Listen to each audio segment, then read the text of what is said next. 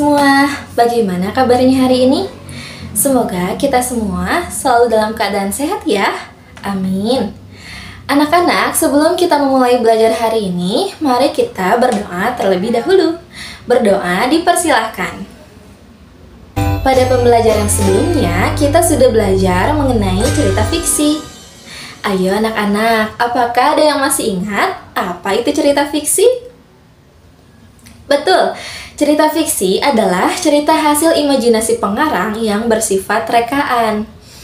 Nah, cerita fiksi memiliki ciri-ciri, diantaranya bersifat rekaan atau imajinasi, mengandung pesan atau moral, dan bertujuan untuk menghibur. Anak-anak, pada video pembelajaran hari ini, kita akan belajar mencermati tokoh-tokoh dalam cerita fiksi dan mengidentifikasi peran tokoh dan hikmah dari cerita fiksi. Anak-anak, apakah kalian pernah mendengar cerita tentang nelayan dan ikan mas? Nah, kali ini Ibu memiliki sebuah teks bacaan cerita fiksi yang berjudul Nelayan dan Ikan Mas. Anak-anak dipersilahkan untuk membaca cerita fiksi ini ya. Anak-anak bisa menekan tombol pause pada layar agar teks bacaannya dapat terjeda. Selamat membaca anak-anak!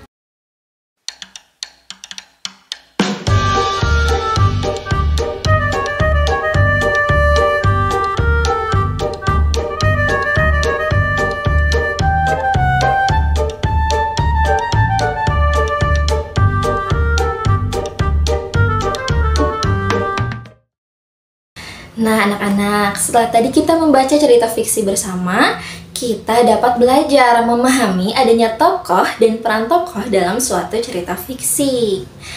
Anak-anak, apa sih itu tokoh? Tokoh adalah orang yang menggambarkan suatu peristiwa dalam sebuah cerita yang diperankan. Para tokoh dalam cerita memiliki peranan masing-masing yang berbeda antara satu tokoh dengan tokoh yang lainnya.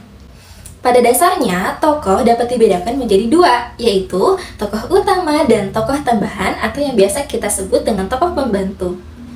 Tokoh utama ialah tokoh yang memiliki peranan penting dalam suatu cerita dan paling banyak diceritakan. Sedangkan tokoh tambahan ialah tokoh yang memiliki peranan tidak begitu penting.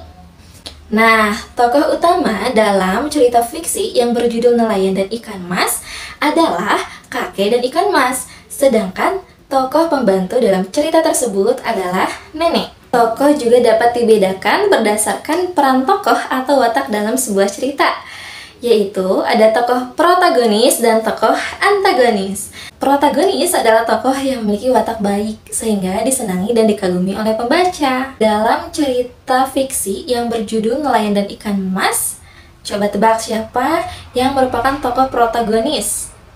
Yap, betul. Tokoh protagonis dalam cerita yang berjudul Nelayan dan Ikan Mas ini adalah ikan mas dan kakek. Mereka memiliki sifat baik. Kakek selalu menuruti keinginan nenek, sedangkan ikan mas juga selalu mengabulkan keinginan nenek. Selain tokoh protagonis, ada tokoh antagonis. Tokoh antagonis adalah tokoh yang tidak disenangi pembaca karena perannya tidak sesuai dengan yang didambakan oleh pembaca. Tokoh antagonis ini menjadi penyebab timbulnya konflik dan ketegangan yang dialami oleh tokoh protagonis. Siapa ya tokoh antagonis dalam cerita yang berjudul Nelayan dan Ikan Mas? Betul, tokoh antagonis dalam cerita berjudul Nelayan dan Ikan Mas adalah nenek. Alasannya, nenek bersifat serakah. Ia tidak pernah puas dengan keinginannya dan selalu meminta lebih. Ia selalu merasa kurang atas segala sesuatu yang telah ia miliki.